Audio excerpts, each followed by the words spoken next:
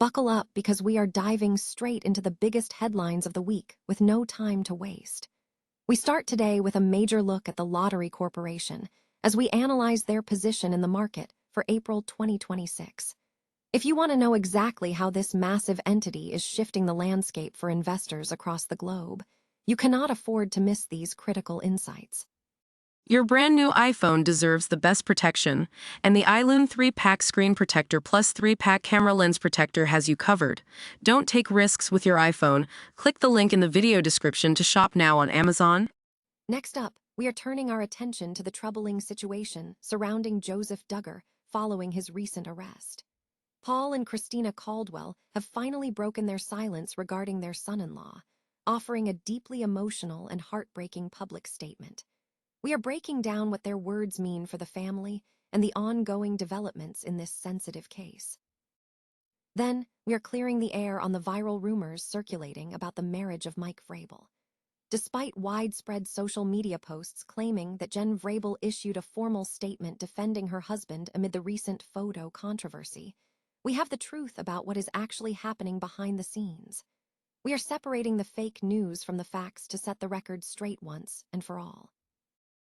Finally, we are heading to the track to settle the massive debate over super shoes in professional marathoning. Contributors Kyle Merber and Scott Fauble are going head-to-head on whether modern technology is destroying the competitive spirit of the sport or simply redefining what it means to be fast. Make sure you are up to date on all these stories by hitting that like button, smashing the subscribe icon, and ringing the bell for all our future updates. Ever wonder what it takes to dominate an entire country's gambling market?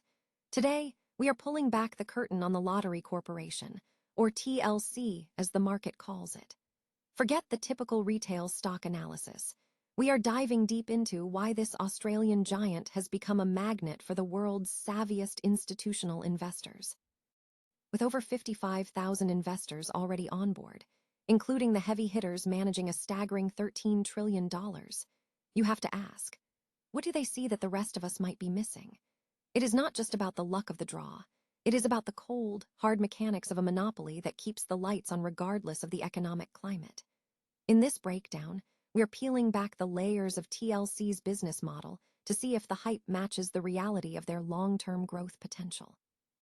If you want to keep your portfolio ahead of the curve, hit that subscribe button right now to stay updated on our deep dive financial series. After all, in the world of high-stakes investing, the only thing more dangerous than missing a trend is not understanding why it exists in the first place. What happens when the walls of a seemingly perfect, high-profile family start to crumble? Today, we are looking at a story that has sent shockwaves through the reality television world as the parents of Kendra Duggar, Paul and Christina Caldwell, have finally broken their silence regarding the arrest of their son-in-law, Joseph Duggar. If you have been following the Duggar saga, you know this is just the latest in a series of disturbing revelations that have plagued this family for years. On April 15, the Caldwells took to Instagram to release a statement that was as heavy as it was necessary. They openly admitted to being both troubled and heartbroken over the allegations against Joseph, who stands accused of sexually abusing a 9-year-old girl back in 2020. What is particularly striking here is the Caldwells' unwavering support for the victim, who is now 14. They called her courageous, emphasizing that their priority is standing with her in both support and prayer.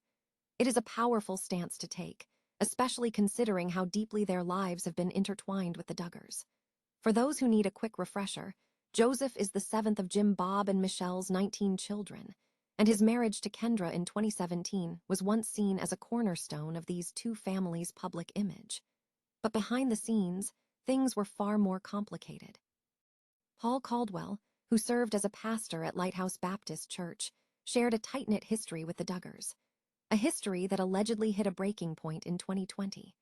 From living in homes owned by Jim Bob to the recent reports of the Caldwells searching for new lodging, the cracks in this relationship are becoming impossible to ignore. As the legal process unfolds and Joseph sits in confinement, the reality of this situation is sobering. It serves as a grim reminder that behind the cameras and the public personas, there are real lives and real victims left in the wake of these tragedies. What do you think about the Caldwells' decision to speak out so directly? Does this signal a final break in the ties between these two families?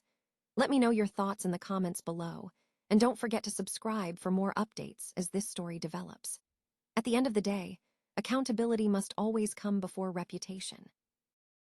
Have you seen the viral screenshots claiming to be from Jen Vrabel, seemingly jumping to her husband's defense amid the massive Mike Vrabel and Dianna Russini scandal? If you have, take a breath, because there is one thing you absolutely need to know. They are completely fake. In the age of viral misinformation, it has never been easier for a simple graphic to rewrite a narrative, but here is the cold, hard truth. Jen Vrabel has stayed completely silent since these photos from ambient Sedona surfaced. It is a classic case of internet rumor mills working overtime, manufacturing drama where there is already enough real-world tension. During a recent press conference, Mike Vrabel did address the fallout, choosing his words with surgical precision. He admitted to having difficult, private conversations with his family and his organization, emphasizing that as a leader, he understands that everything starts and ends with his own decision-making. He steered clear of mentioning the reporter or the specific images directly, but the weight of his words made it clear that he knows exactly how much of a distraction this has become. It is a tough spot for a man who has been married for 25 years, a milestone they just celebrated earlier this year, and who has built a life in the public eye alongside his wife, Jen. With the rumor mills spinning out of control and fake statements flooding Facebook, it is a stark reminder of how quickly the truth gets buried under clicks and engagement bait. If you are seeing these quotes popping up on your feed, do not buy into them. As of now, the silence from the Vrabel household speaks volumes, and it is the only thing we can confirm as fact. What do you think about the way athletes are forced to handle these high-pressure, personal storms in the public eye?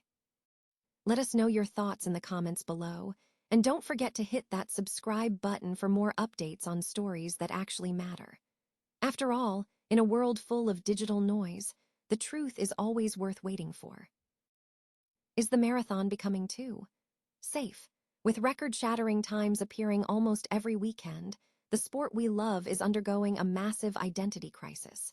I'm talking, of course, about the super shoe revolution. Are these carbon-plated wonders pushing human potential to the limit, or are they stripping the raw, brutal beauty out of the 26.2-mile grind?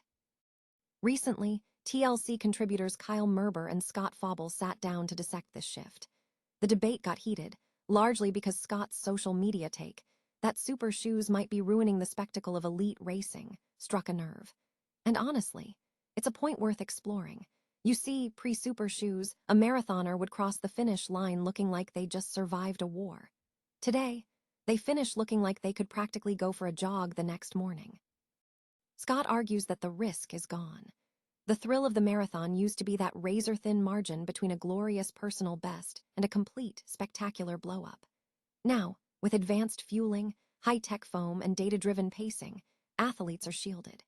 It's becoming easier to run a solid race, which, ironically, makes it harder to witness a truly legendary guts and glory performance. When everyone is hitting their splits without the fear of falling off a cliff, does the sport lose its soul? Or, as Kyle suggests, maybe we just haven't adjusted our expectations yet. Maybe the new normal means the elite field needs to push even harder to find that breaking point. What's fascinating is the contrast. While the pack seems to play it safe, we still see glimpses of brilliance, particularly from Japanese runners who aren't afraid to roll the dice early. It raises a huge question. Have we optimized the sport so much that we've eliminated the bravery? We're living in a world where a 2:10 marathon is practically routine, yet that B-grade performance feels less special because nobody is truly suffering anymore. Ultimately, the question isn't just about the shoes. It's about what we want from our sport. Do we want the clinical perfection of a perfectly executed, data-backed race? Or do we crave the unpredictable, chaotic human struggle that defined marathoning for decades? I want to hear your take. Does the technology make the race more exciting for you, or do you miss the days of the spectacular bonk? Let me know in the comments below. If you loved this deep dive into the state of track and field, make sure to hit that subscribe button and check out the Lap Count newsletter for even more sharp analysis every single Wednesday. Because at the end of the day, speed is great, but it's the drama that keeps us watching.